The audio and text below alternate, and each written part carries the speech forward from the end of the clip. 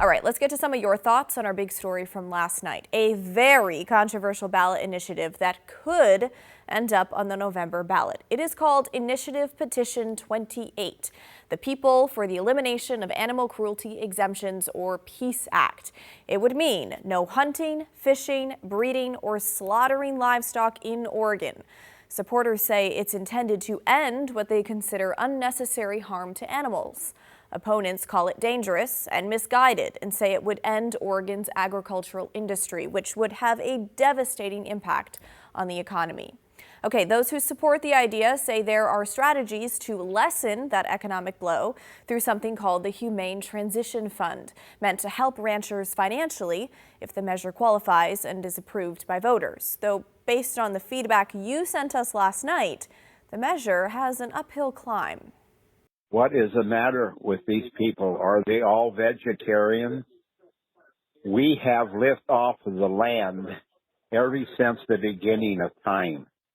People have hunted, fished, then they started raising animals for food to feed the people. What do they want us to do? Eat this darn vegetable hamburger and crap? Okay, another viewer wrote to us, one of the stupidest items I've ever seen on a ballot, and I have seen several in my 70-plus years, dead on arrival as far as I'm concerned. And by the way, I don't hunt, but I do fish.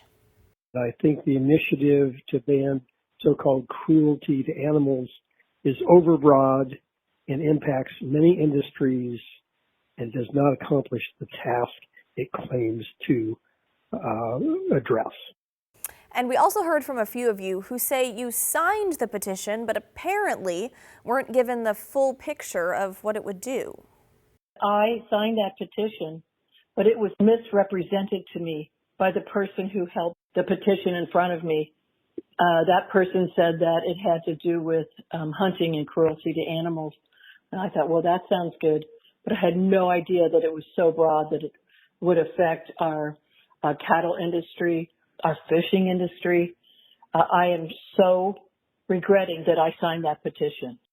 And Sharon told us, I was told it would turn our anti-cruelty laws into more educational tools and less punishment of the perpetrator. I questioned the signature gatherer extensively before signing.